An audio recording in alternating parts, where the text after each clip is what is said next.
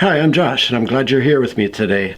After I released the video about my terrible reading year that was my 2024 reading year, I realized that one of the main reasons I had such a bad reading year was because I decided to start watching TV shows and movies, then the least I can do for you is release a video summarizing the shows and movies that I watched in 2024 as well.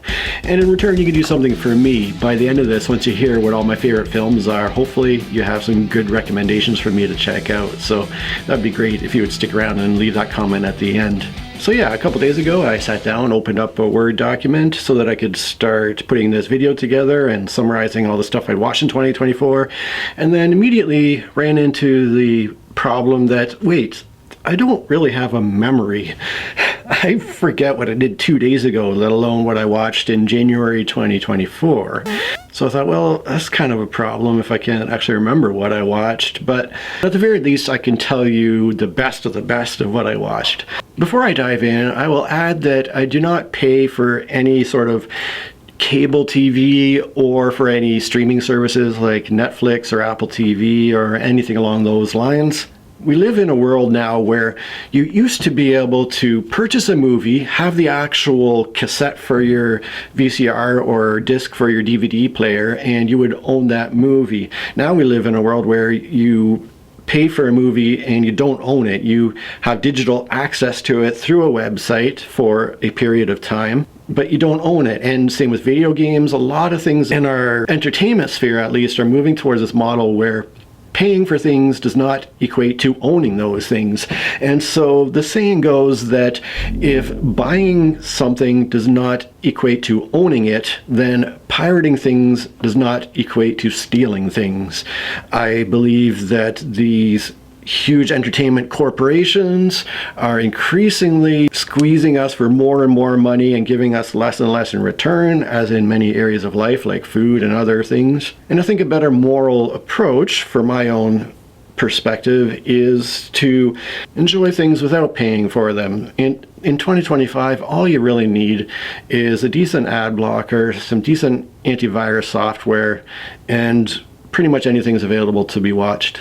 Even from a legal perspective, from my very limited understanding, and I'm not a lawyer, I do not give legal advice, so don't take this as advice, but from my understanding, the websites that are taking these movies and TV shows and offering them up for free streaming are doing something illegal by offering these movies and shows for people to watch. However, those who are streaming those movies and TV series are not breaking the law. It is not illegal to watch things on the internet. So I think that anybody who's worried about breaking the law by streaming things off the internet, I don't think they have anything to worry about there. But again, I'm not somebody you should be listening to for legal advice. So that's kind of how I've been able to watch a lot of these even very brand new series and so forth. Also, a big thank you. I have 3 younger brothers, the youngest of which recommended some amazing TV series for me to check out. The second youngest brother recommended a whole bunch of great movies, so it's largely thanks to those 2 brothers that I did watch a lot of great stuff last year.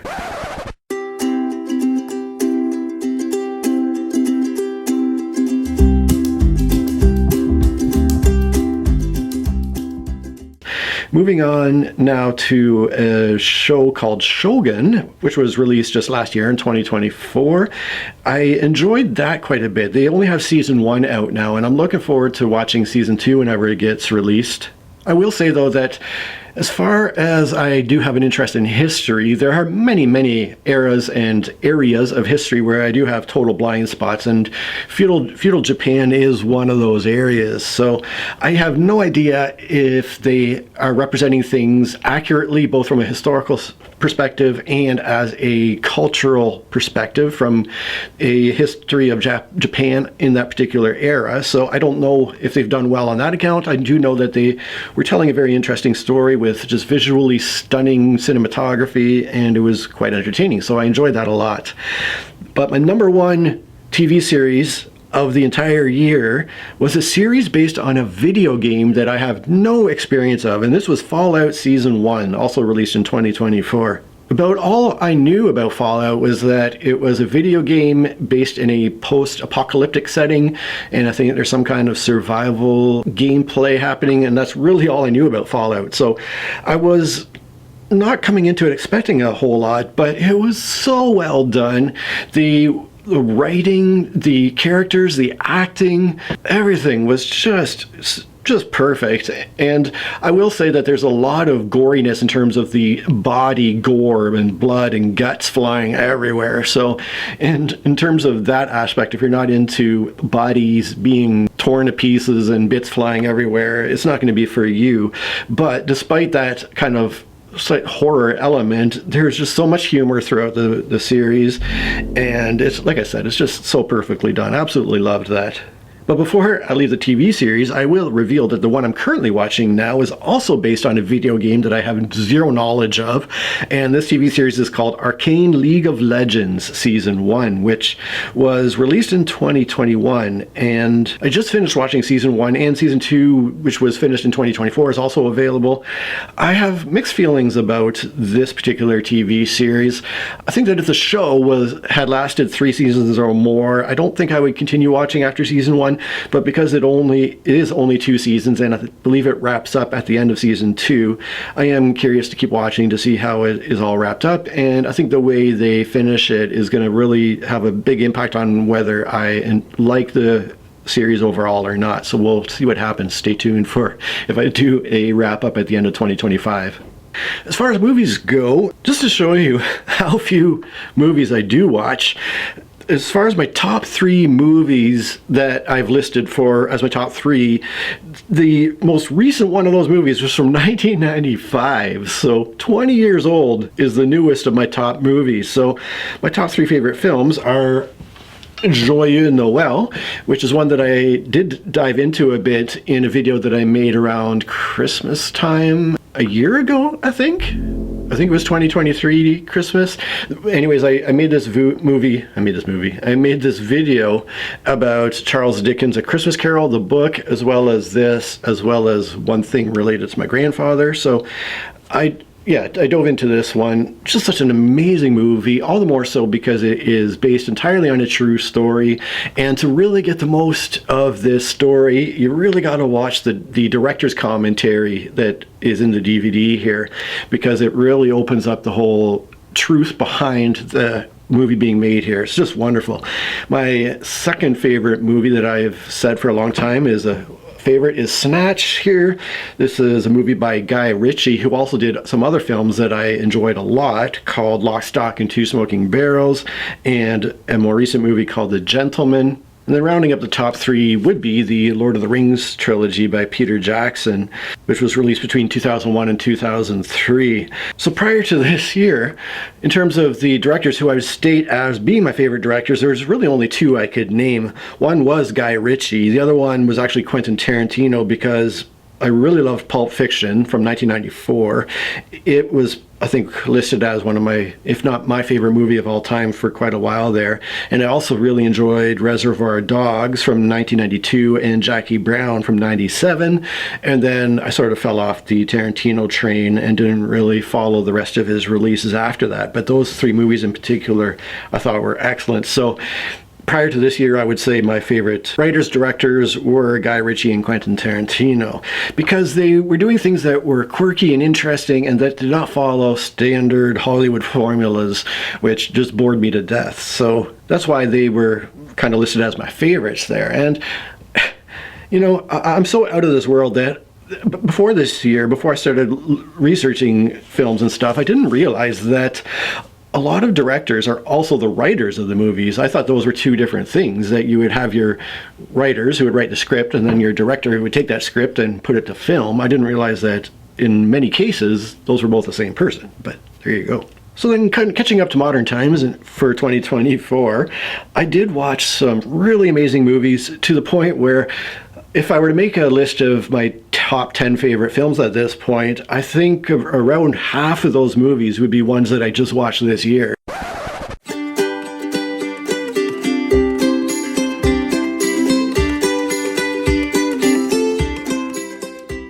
Now, getting into the 5 top movies of the year. This time I'm going to go from the bottom of those 5 to my favorite of the 5. And we start with The Grand Budapest Hotel, a 2014 film by Wes Anderson. Now that I think about it, I'm quite certain I watched more than one Wes Anderson film this year because I enjoyed The Grand Budapest Hotel so much, but I don't remember off the top of my head what they were. So that would be another director I could add to my list of favorites as a result of watching this one. Another one is I think an unknown film called Riders of Justice, because it's a 2020 Danish film by Anders Thomas Jensen. It has this dark, quirky Scandinavian humor that seems to hit me in the right spot, but yeah, not a huge budget film, that's for sure. One that was a bigger movie, or a bit of a cult classic, I think, that I just somehow missed and never watched, was Fargo, a 1996 Joel and Ethan Coen movie. And I realized that I was a fan of Joel and Ethan Coen from watching The Big Lebowski back in the day, back in 1998, and it was listed amongst my favorite movies as well. And so when I realized that I loved The Big Lebowski, I loved Fargo, I started watching some more Coen Brothers films. I really enjoyed True Grit from 2010 when I watched it this year, as well as The Ballad of Buster Scruggs from 2018, which is a movie that should not appeal to me at all because I cannot stand musicals. The whole singing and dancing in films is just something I can do completely without. I also don't necessarily like short stories. I like a nice big epic story from start to finish, and this is told in a series of a few different short films, but something about it was just so well done that I really did enjoy it a lot.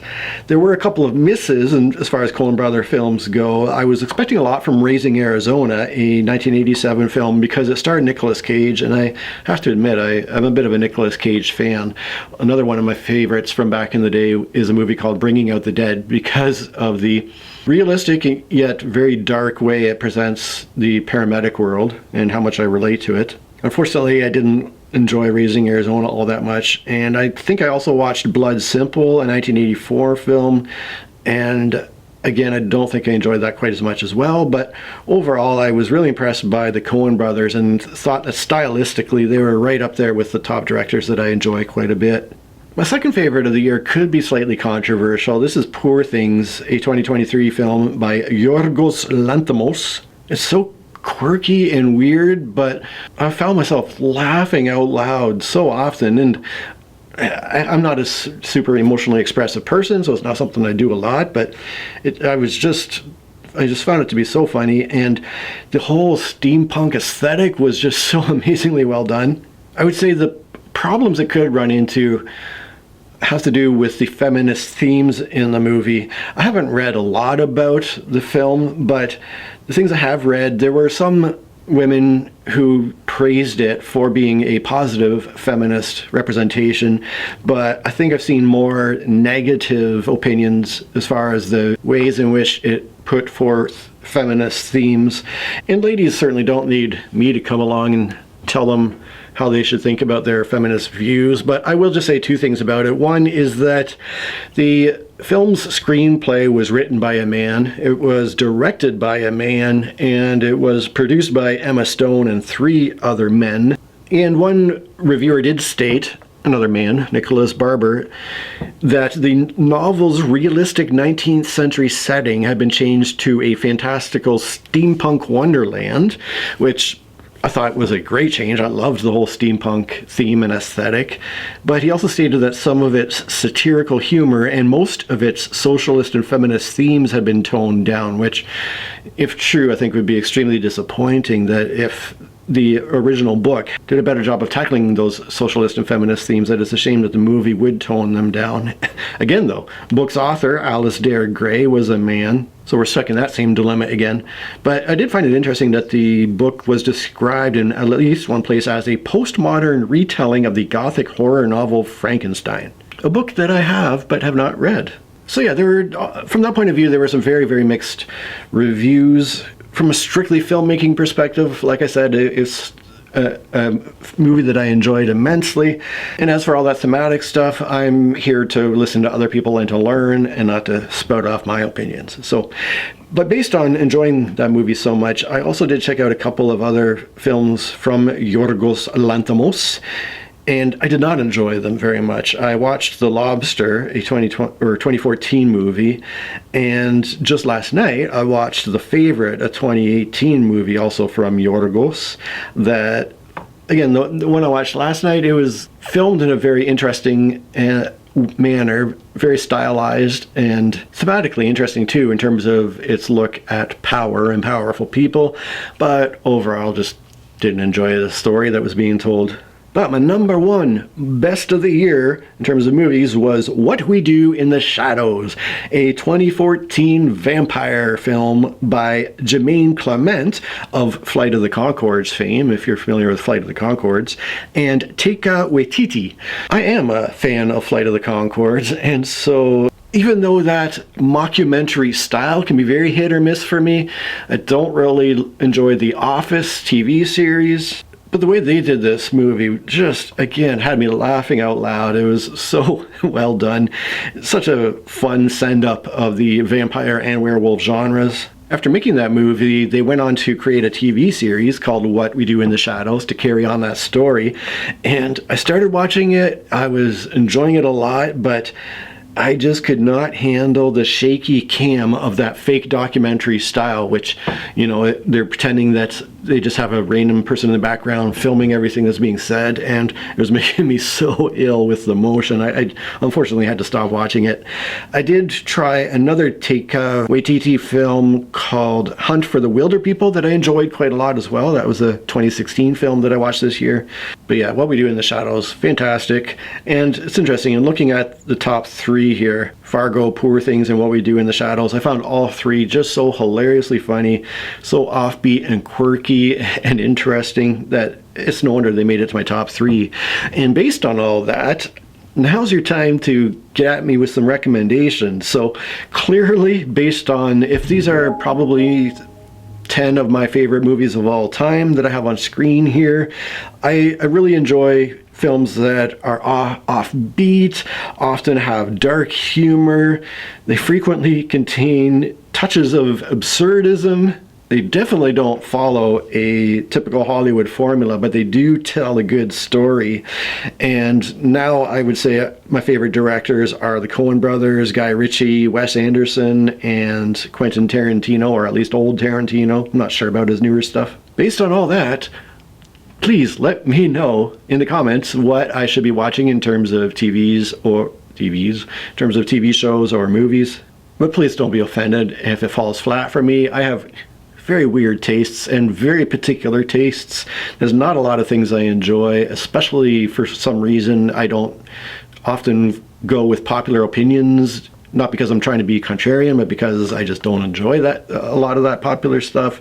And it's pretty random what's going to hit me in the right way and what isn't. Regardless though, whatever recommendations you have, I'd love to check out. Thank you so much for watching this video. Massive, massive thank you to my Patreon supporters for all that you do for me. And stay tuned for one more year-end wrap-up when I talk about the board games I played in 2024. Cheers.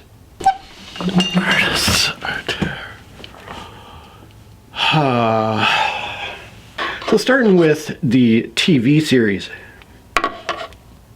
Producers, my favorite of the it